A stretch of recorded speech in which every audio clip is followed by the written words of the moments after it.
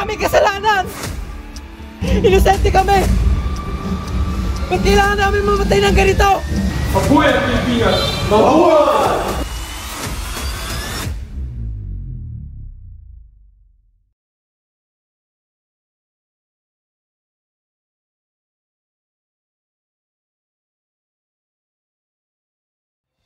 Magandang gabi mga kababayan. Mainit na usapin ngayon ang paghahanda ng ilang civic groups para sa isang rally for transparency na inaasahang isasagawa sa mga susunod na araw. Sa serye ng pagpupulong ng mga organizers, mariin nilang sinusulong ang panawagang mas malinaw na maipaliwanag ng pamahalaan ang umunoy bilyong-bilyong pisong nawawala dahil sa mga ghost projects. Malungkot ako. Ang nalalapit na kilos protesta ay magsisilbing call for action upang ipiit ang pananagutan at mapakinggan ang hinaing ng publiko. Panahon na para manindigan at singilin ang dapat managot. Ayon sa grupo, para sa RPH News. Hello, Sa. Uy, Tin, nakita mo na naman yung mga balita, yung about sa corruption, yung scandal. Naku, paulit-ulit na lang. Ote, nakita ko. Pero, nagulat ka pa? Hindi. Alam mo, sanay na ako, no? Kaya nga mas okay na, ayun, wala na lang akong pakialam. Sisa, kaya nga nangyayari to kasi ang daming taong sumusuko.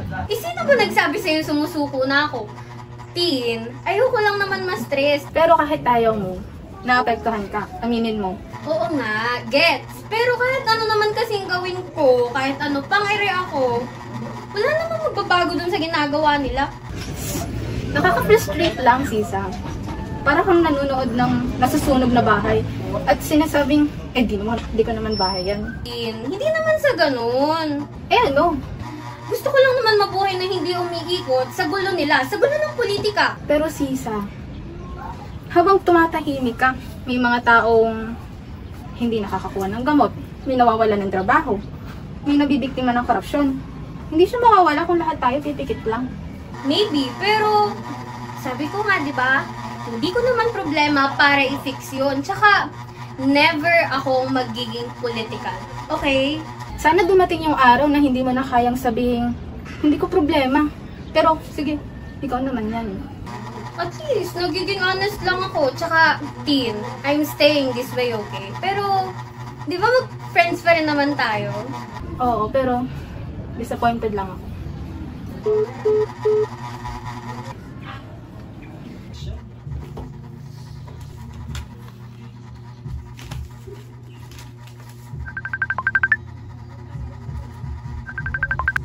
Uy, hello, Kriza. Sisa, kamusta ka? Free ka ga bukas? May racket sana, medyo urgent lang. Ha? Racket? Ano ba yun, Chi? Naghahanap sila ng support crew. Hindi to crowded, promise. Tayo mamimigay lang ng tubig at biskwit. Mga 3 hours lang yon, 1.5 bayad. Rally? Kriza, alam mo namang ayoko sa gulo, diba? Oo, kaya nga sinasabi ko, arrange support laang. Walang kailangang stands, placard, chants, or anything. 1,500?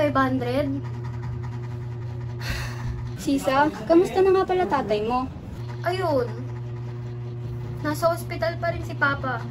Yung gamot niya, ilang araw nang out of stock sa ospital. Tapos, kailangan na namin bilhin sa labas na halos triple na yung presyo. Pero, tapos yung bill, nagpatong-patong na sila sa dami, Kriza. Naiintindihan kita, kaya nga ako'y tumawag sa iyo. Ari support laang, kumbagay praktikal laang. May dagdag ka pang panggamot para sa papa mo, 1.5, malaking bayad din yun. Sige, para kay Papa, gagawin ko to. Pero Kriza ha, ay hindi ako naghahanap ng gulo. Exactly, hindi tayo makikialam sa politics, support crew lang tayo. Kapag may kakaiba, aalis tayo agad. Para kay Papa, gagawin ko to, Kriza. Ayos, 3 to 6 PM bukas ha. Kita na lang tayo sa terminal. Sige, Kriza. Kita na lang tayo bukas. Ingat, Sisa. Kita tayo bukas.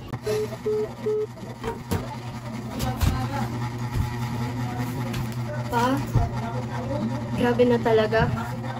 Ikaw kailangan mo ng pambayad sa gamot. Sa hospital bills. Tapos ako, kailangan kong maghanap ng pera pa.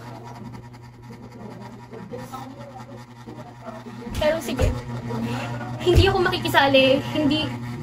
Wala akong pakialam sa rally. Para sa'yo, Papa, gagawin ko to. Para sa'yo, Papa.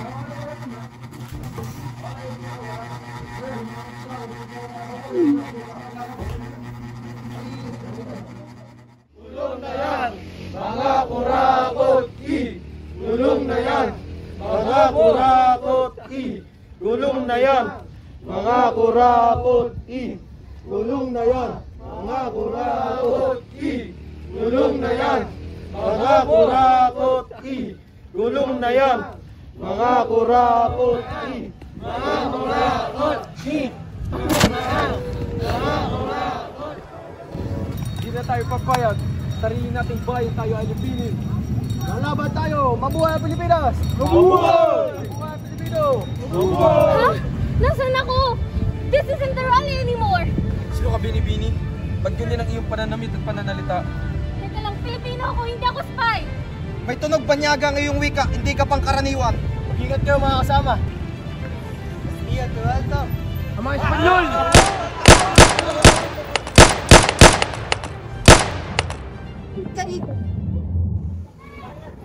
Tim? Tim, ikaw ba yan? Si Maria, lokal dito sa Cavite. Ha? Cavite? Bakit ako nasa Cavite? Tsaka, anong taon na ba ito? Anong ibig mong sabihin? Ngayon ay 1,872 taong pinagkaloob ng Diyos. Ano nangyayari? Bini-bini, kumalma ka lamang. Kahit inabuguluhan lang. Ang pagkakaalam ko, yung mga Pilipino ay binubuong pag-aalsa laban sa Espanyol sa Fort San Felipe. Ang mga sundalong Pilipino ay nagre-reklamo, naguguluhan, nagagalit. Pero Maria, hindi ko maintindihan. How this get period? Dalawang katotohanan ang pinaniniwalaan. Hindi ko sinasabing tama ang lahat, pero ito ang tinuro sa akin. Ang mga opisyal ng pamahalaan ng Espanyol. Sila'y may sariling kasaysayan na dinadala. May sariling mga layunin na hindi natin lubos na nakikita. Sa panig nila, takot ang pinakamakapangyarihang batas. At minsan, ang takot na iyon, kayang magpalaki ng munting pangyayari hanggang maging isang aninong kinatatakutan ng lahat. Señor, los indios están preparando una rebelión. Armas! Armas! Tienen armas! No es protesta, es obligación. No obedecer, esto ya es sedición. Enfermos, enfermos. Hay vida. Los cabicelas deben ser castigados. En los esperan rebelión, hablan demasiado, la gente los escucha. Son peligrosos para la colonia. La influencia de estos hombres es inaceptable. Ito naman ang version ng mga Pilipino, version ng mga nasa ibaba. Hindi ito kaguluhan na sila ang may gawa, kundi katarungang matagal nang ipinagkakait. Tama na. Hindi na tayo mga lipin. Hindi tayo gagawa para lang mapahiya at mapagusgahan.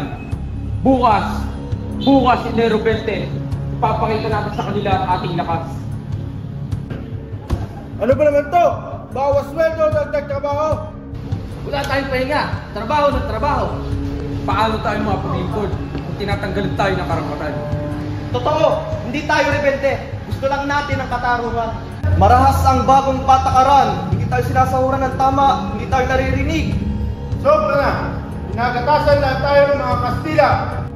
Tama, hindi tayo mga alipin. Nagtatrabaho tayo para mabuhay, hindi para yurakan. Simulan natin. Pukpukin ang lupa.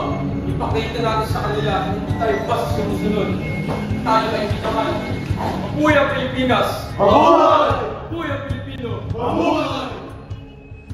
Hindi para maghari, hindi para agawin ang Cavite, kundi para ipaglaban ang katarungan. Laban para sa Pilipinas! Fuego!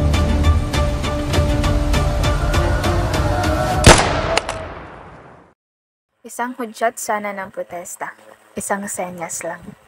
Isang paalala na tao rin sila, hindi makina. Hindi sila traidor, Bini-Bini. Sila'y nagsasabi lang ng totoo. Mariano Gomez, Jose Burgos at Jacinto Zamora. Mga paring may malasakit sa mga Pilipino. Pero dahil sa takot ng mga nakakataas, ginawa silang hutok, kahit hindi totoo. Hindi sila kasama sa pag-aalsa, pero ginamit sila bilang halimbawa para takutin ng mga Pilipino. Hindi sila nagplano ng pag-aalsa. Pinaglaban lang nila ang mga paring Pilipino. Pero sila ang sinisi ng kolonyal na gobyerno. Ang mga Kastilang opisyal ay gustong gawing malaking rebelyon ang maliit na hinain. Para lang may dahilan, para magparusa, para magsilbi silang babala. At ang pinakamalungkot, may mga taong idadamay kahit wala silang kasalanan. Alam ko, walang maaaring gumalaw sa mga dahon kung hindi kalooban ng may kapal. At dahil hiniling niya na mamatay ako sa lugar na ito, mangyari nawa ang kanyang kalooban.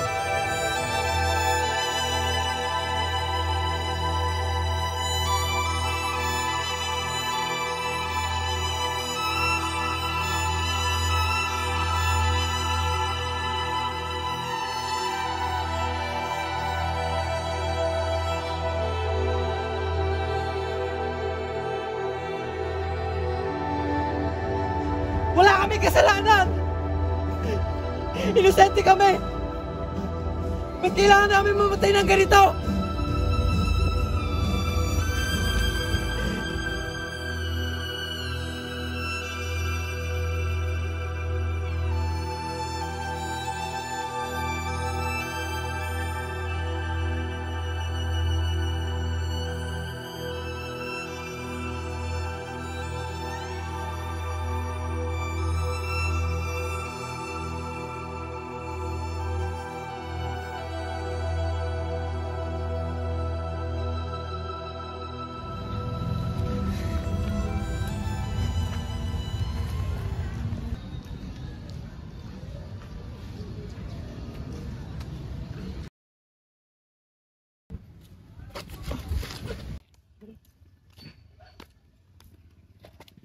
¿Necesitas ayuda?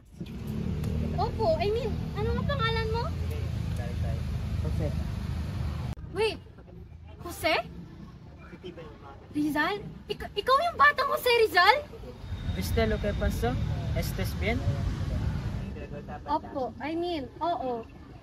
I saw them and... Ikaw parang naiintindihan mo talaga sila, no? Los inocentes sufren mientras los culpables duermen tranquilos en camas suaves. Los ricos siempre, pero quien tienen derecho a todo. Alam mo, grabe yung mindset mo, no? Feel ko magiging magaling kang manunulat sa hinaharap. Paalam!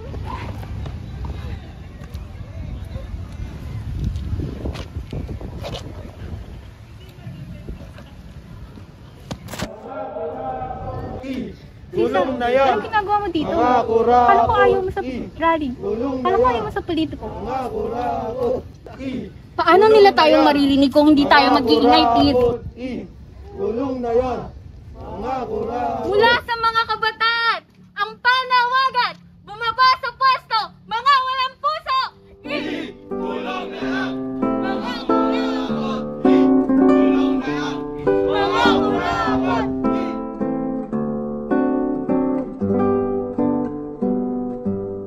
Los cabicelas deben ser castigados. Los cabicelas deben ser castigados.